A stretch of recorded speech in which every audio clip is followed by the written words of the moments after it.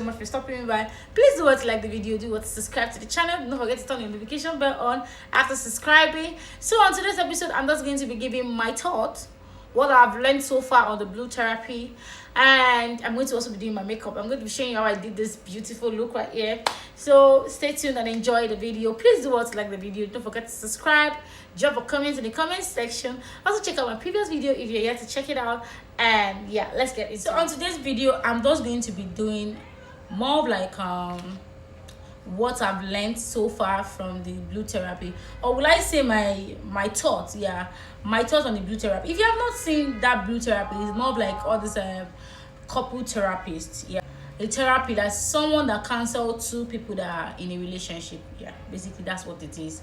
So if they have issues, they'll call a therapist.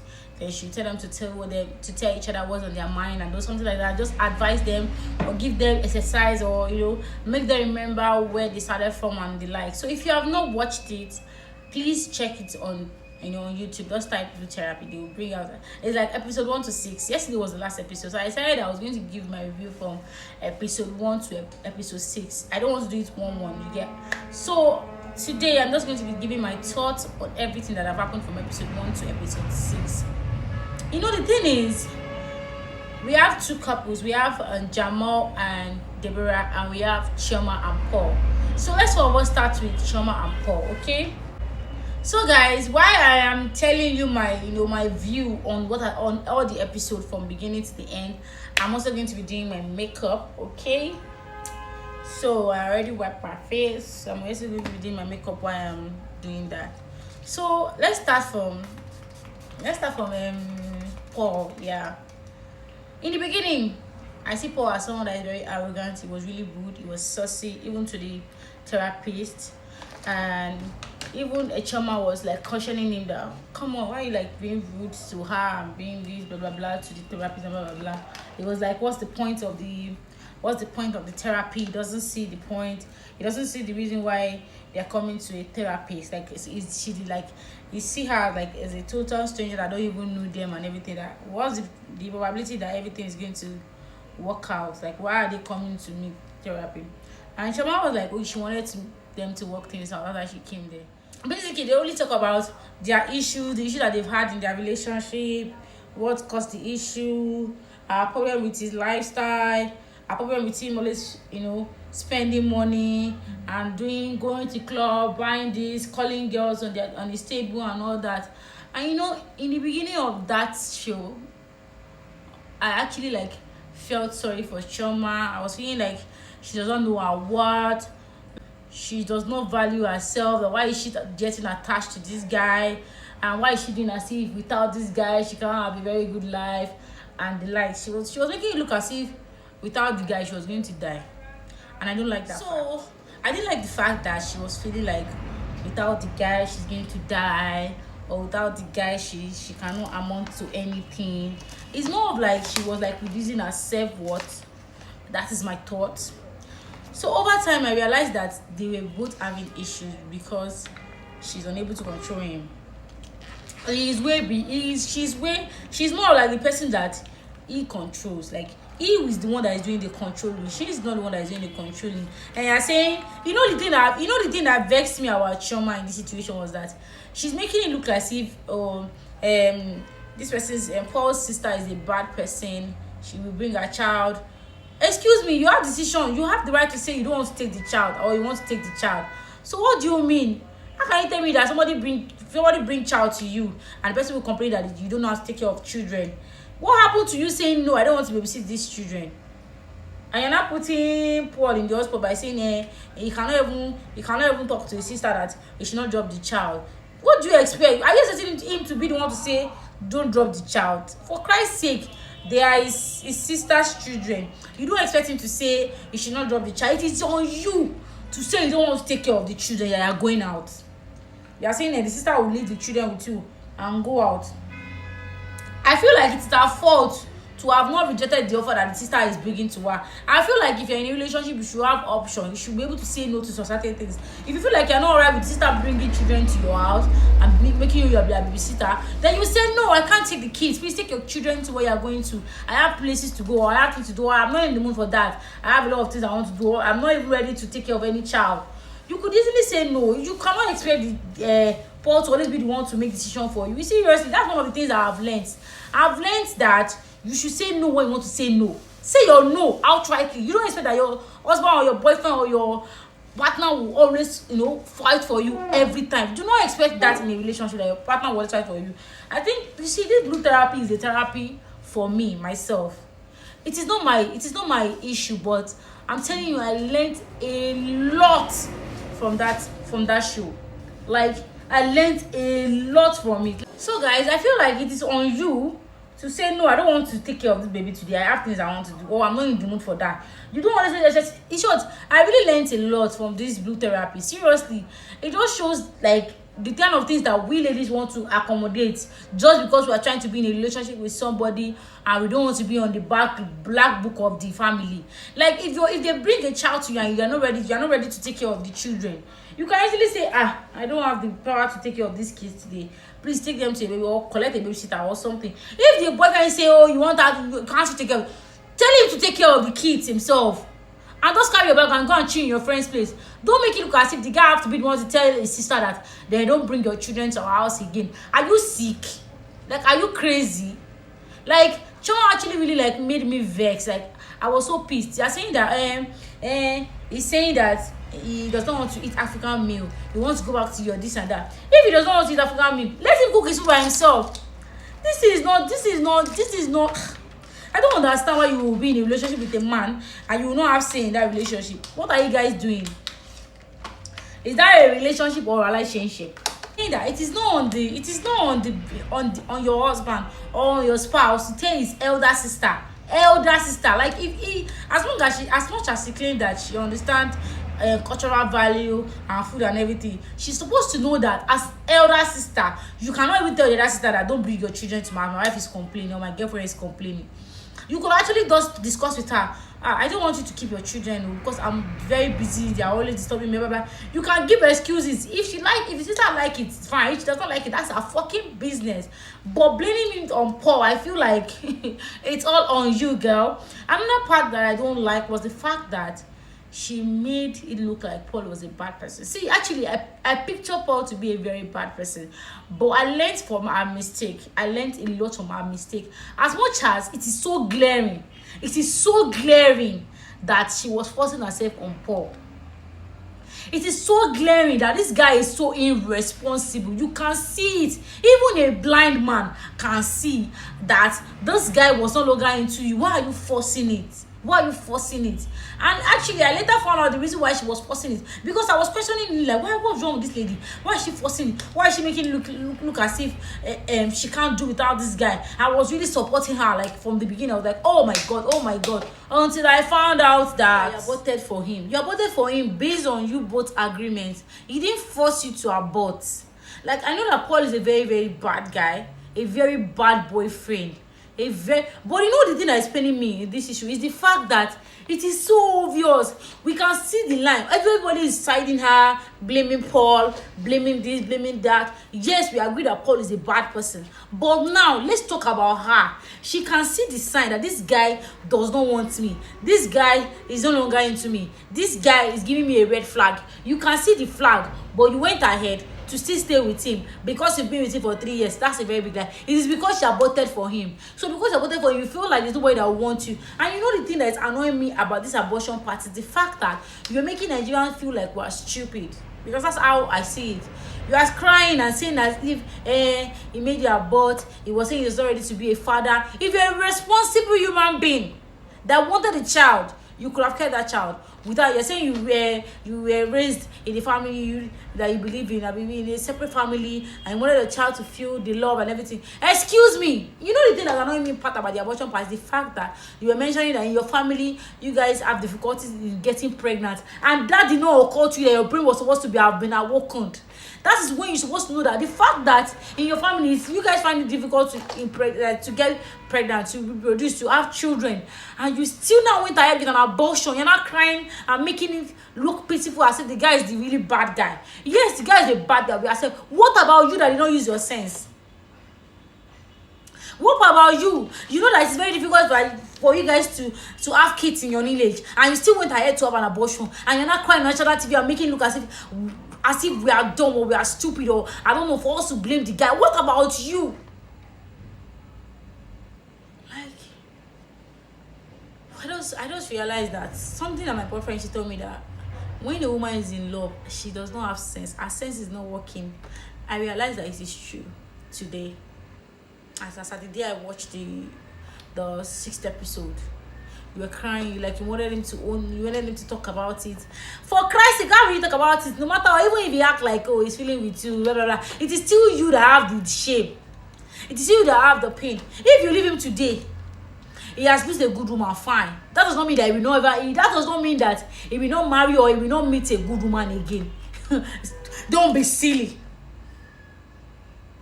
You know that it's very, very difficult for you guys to have children, but you still went ahead to have an abortion. You're not coming online. You're not crying on the show to make it look as if, to make it look like what? I don't understand. To make it look like what exactly? So I feel like that is that about that. That's what I learned in their own situation. Is when you're in a situation that you don't want, you're not supposed to be, walk away. If you feel like that relationship is toxic, walk away. If you feel like this person does not have, is giving me red flag, very obvious red flag, walk away. You see, this therapy is a therapy for me. I don't know about other people, but actually it really works for me, because I'm like, okay, this person is not treating you right. This person is doing, but what are you still doing with him? You're feeling like you can cope about what? You now have abortion, now you're not blaming yourself. You're making it look as if the guy is a bad guy. You agreed to it. He didn't force you. He didn't force you. So you had a supportive friend that could have helped you, but you still chose to do an abortion. Now you lose. At the end of the day, you lose. As long as I'm concerned, you are the loser. Because you lose the chances to be a mother. You lose the chances to be a mother.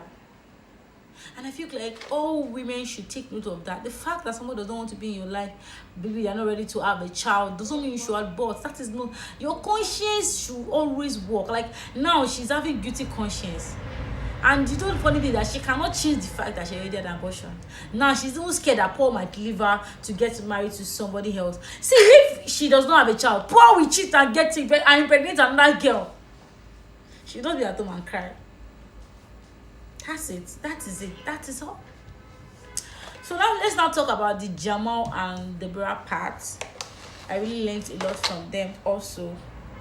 Like, you know, in the beginning when Deborah and Jamil came in, we all were saying Deborah is a bad person. I was telling some devs that this girl that I say is a bad person, there is something that she sees though. That I know that women don't actually like scream like this without not seeing anything. That there is something that she's saying. You're saying that she's very expensive. She's very expensive. You saw that before you toasted her now. You saw that you can't change something that have been part of somebody. You can't change somebody except they decide that they want to change. You saw that she's the kind of person that expensive lifestyle. She live an expensive life. She like flamboyant stuff. She like buying Gucci, expensive designer bag, designer shoe. But you still choose to be with her, and you're not coming to complain. Like, what are you complaining for? So people were saying that Deborah is a bad person. She does not care about his dreams. She's all about the money. She's all about the designer bag. She's all about this. She's all about that. Excuse you. He saw that was the way she was before he walked into the relationship. Like, I don't understand. You guys can actually see this thing. This is so glaring. It's not maybe they tie you or they force you into the relationship. You saw that was the way she was. You saw that she liked expensive stuff, and you were giving it to her when she was asking. So when you don't have money, you now be saying that she's too bland, she's too bland. I beg you should go and sleep. Oh. Then I want to talk about the fact that Jamil is so gentle, is so calm. And Deborah is always saying that, one thing I noticed about this Jamo and Deborah issue is that, Deborah look like the more outspoken one, and Jamo is like the more cool one. And people tend to feel like the more outspoken one are the ones that have problem, are the ones that are difficult to cope with, are the one that is always complaining and doing this and doing that.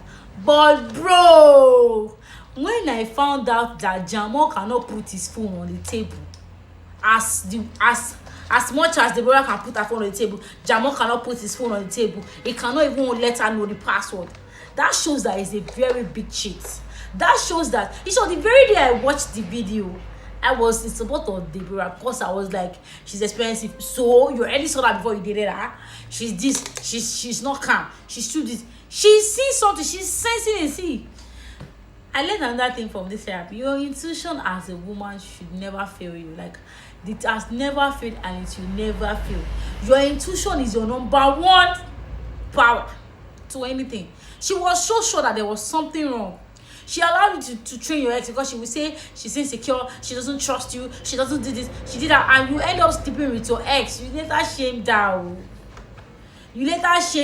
So don't say, so people will say, this girl she's my husband's best friend. I don't want to see my husband's best friend.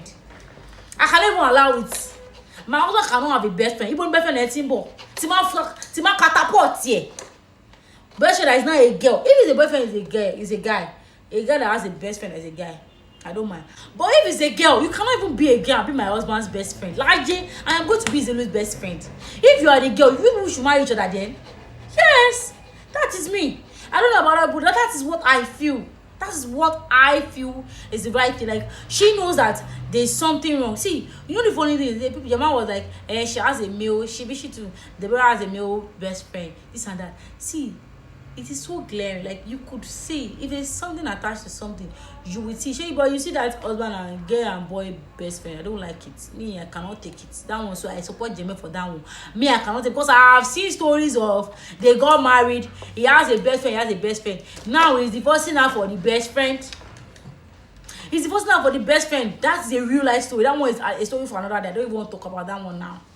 So I'm not like, now at the end of the day, Jamal cheated, in short. But I actually applaud Jamal. I applaud him because he knows that he is the problem, and that is why he came to therapy. But the only thing I don't like about it is the fact that it was making Deborah look like the crazy one among the both of them, because people were actually judging Deborah and saying like, this guy is mad, oh, this guy is crazy, oh, this guy is this, oh, she's too this, she's too loud, she's too bad, she's too. And so, but I don't like the fact that it made her look like she's crazy. So that one is one I don't like. So any which way, me, I have said my own. I've learned a lot. You can see red flag. Like, it's not like maybe you are blind. You are seeing the red flag, and you're not telling me that you're thinking that you guys should work it out. Like, are you okay? What do you want to work out? If you guys are already dating, like you guys are boyfriend and girlfriend, already seen as much red flag as you are seeing. If you are in that marriage, that marriage will not last. It is not a lie. At the end of the day, I actually saw the upfront. Like, the show continue. You have to pay, I think, $130 or something to be able to check the remaining show. Now, Choma has broken up with Paul. She's saying she's living her best life. She's over him. But deep down in your heart, you're not over him, my sister. You are the one that lost. And the funny thing that annoyed me in that show that I watched, like after the episode 6, there was like this after the continuation. But the one I watched was Choma's own. Like, I come back, like she come and give us the update. And she was like, Paul is very, very poor. He does not have money. He's not as rich as he's claimed. That as he's claiming he is. That the house that they are staying, she's paying 60 and Paul is paying 40. You are very stupid, Choma. I'm sorry to say that. That shows that you're dumb. Like, that shows that your level of thinking is sick. And so now you want to embarrass him because you know that you lose. You're not trying to make yourself feel better, because I don't understand. So you knew that he does not have anything, but you still stick with him. You know that he does not have anything. You are still paying the house rent. You guys will go on a date. You are going to be the one to pay. Are you mad? You guys are sharing bills. You guys, are you okay? See, as long as I'm concerned, there's nothing she has to say. She's the loser. Now she lose. She's the one that lost. That is the truth. I know some people will not like what I have said, but I'm saying my own. So it's just my own point of view that I'm giving out. So you people should not come for me.